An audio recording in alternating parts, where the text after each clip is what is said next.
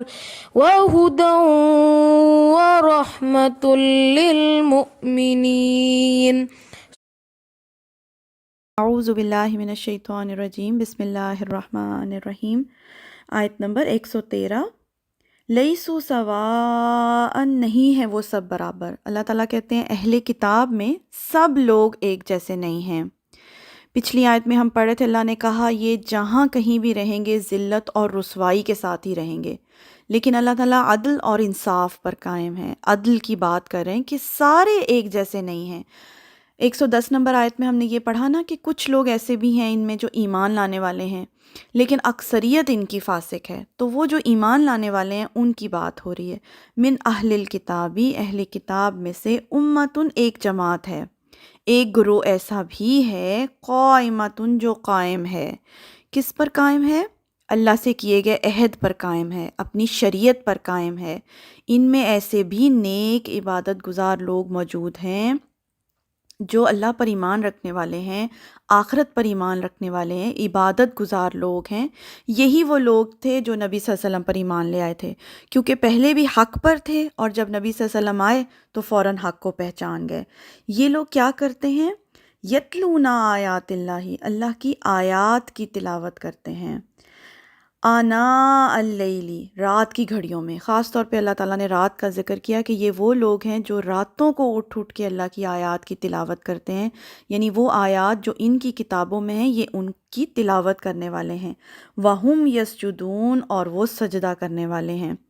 انہی لوگوں کے بارے میں سورہ آل عمران کے اینڈ میں کہا گیا ہے وَإِنَّ مِنْ أَهْلِ الْكِتَابِ لَمَن يُؤْمِنُ بِاللَّهِ، اور بے شک اہل کتاب میں ایسے لوگ بھی ہیں جو اللہ پر ایمان رکھتے ہیں، وما انزل الیکم، اور اس چیز پر جو نبی صلی اللہ علیہ وسلم پر نازل ہوئی، وما انزل الیہم، اور اس چیز پر بھی ایمان رکھتے ہیں جو ان کی طرف نازل ہوئی، خاشعین للہ، اور اللہ کی خشیت رکھتے ہیں، لا یشترون بآیات اللہ ثمنا قلیلا، اور وہ اللہ کی آیات کو کچھ تھوڑی قیمت کے عوض بیچتے نہیں ہیں۔ اولئک لہم اجرہم عند ربہم ان اللہ سریع الحساب، انہی لوگوں کے بارے میں یہ بات کی گئی ہے۔ اچھا، یہ تو اہل کتاب کی بات ہے، لیکن اس میں ہم خود کو بھی انالائز کر سکتے ہیں۔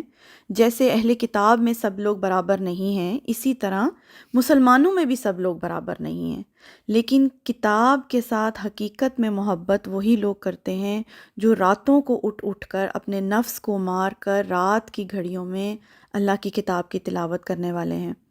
اور تلاوت جو ہے وہ اس کا یہ مطلب نہیں ہے کہ ہم پڑھتے جائیں، جیسے ہم ناظرہ پڑھتے ہیں، ہم پڑھ رہے ہیں قرآن کو اور ہمیں سمجھ نہیں آ رہا، اس کو نہیں تلاوت کہتے۔ تلاوت کے لٹرل میننگ ہے تدبر کرنا، غور و فکر کرنا، اتباع کرنا، فالو کرنا، یعنی قرآن کی آیات کو سمجھ کر پڑھنا، اور اگر سمجھ نہیں آ رہی تو اس کو سمجھنے کی کوشش کرنا، وقت لگانا، اس پر عمل کرنا، اس کو کہتے ہیں تلاوت کرنا۔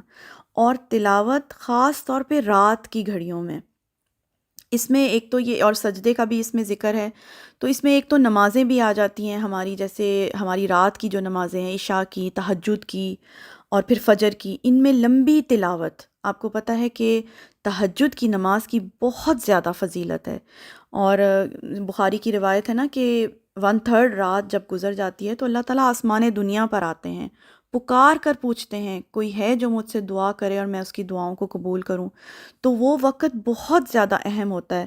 ویسے بھی جو ہے رات کو بہت سکون ہوتا ہے، دن کے ٹائم تو آپ بہت مصروف ہوتے ہیں، نمازیں پڑھتے ہیں، اللہ کو یاد بھی کرتے ہیں، مگر جو یکسوئی رات کے وقت حاصل ہوتی ہے وہ دن میں نہیں ہو سکتی۔ اور سکون ہوتا ہے، خاموشی ہوتی ہے، نہ کوئی ریاکاری، نہ کوئی دیکھنے والا، اللہ اور انسان کے بیچ میں اور کوئی تیسرا نہیں ہوتا۔ تو اخلاص کے ساتھ عبادت، تہجد کی عبادت کی طرف اشارہ ہے کہ رات کی گھڑیوں میں قرآن کی تلاوت، اور جتنا آپ سکون اور خاموشی میں قرآن کو سمجھ سکتے ہیں نا، اس طرح سے آپ ہر جگہ بیٹھ کر اگر آپ قرآن پڑھ رہے ہیں جہاں شور ہو رہا ہے تو آپ بالکل یکسوئی کے ساتھ آپ کو قرآن سمجھ میں نہیں آئے گا۔ تو رات کے وقت قرآن کی تلاوت، اور پتہ ہے نا آپ کو نبی صلی اللہ علیہ وآلہ وسلم رات کو کتنا لمبا قیام کیا کرتے تھے، رات کی نماز میں اتنا لمبا کھڑا رہتے تھے کہ ان کے پاؤں مبارک سوج جایا کرتے تھے۔ حضرت عائشہ سے روایت ہے کہ وہ کہتی ہیں نبی صلی اللہ علیہ وسلم اتنی لمبی تلاوت کرتے تھے، اتنا لمبا قیام کرتے تھے کہ ان کے پاؤں مبارک سوج جاتے تھے، اور میں پوچھتی تھی کہ یا رسول اللہ آپ کیوں خود کو اتنا تھکاتے ہیں؟ آپ کے تو تمام گناہ اللہ تعالیٰ نے معاف کر دیے ہیں۔ تو نبی صلی اللہ علیہ وسلم کہتے تھے کہ میں اللہ کا شکر گزار بندہ کیوں نہ بنوں۔ تو رات کی عبادت کی طرف خاص توجہ دلائی گئی ہے۔ تو اللہ تعالیٰ ہم سب کو بھی توفیق عطا فرمائے کہ ہم رات کی گھڑیوں میں اٹھ کر یکسوئی کے ساتھ اللہ تعالیٰ کی کتاب کو سمجھنے کی کوشش کریں اور اس کی تلاوت کریں۔ آمین ثم آمین۔ تو یہاں تو اہل کتاب کی بات ہو رہی ہے کہ وہ لوگ، ان میں ایسے بھی لوگ موجود ہیں جو نیک فطرت لوگ تھے اور جو نبی صلی اللہ علیہ وسلم پر ایمان لے آئے تھے۔ تو آج کے لیے اتنا ہی۔ سبحانک اللہم و بحمدک، اشہد ان لا الہ الا انت، استغفرک و اتوب الیک۔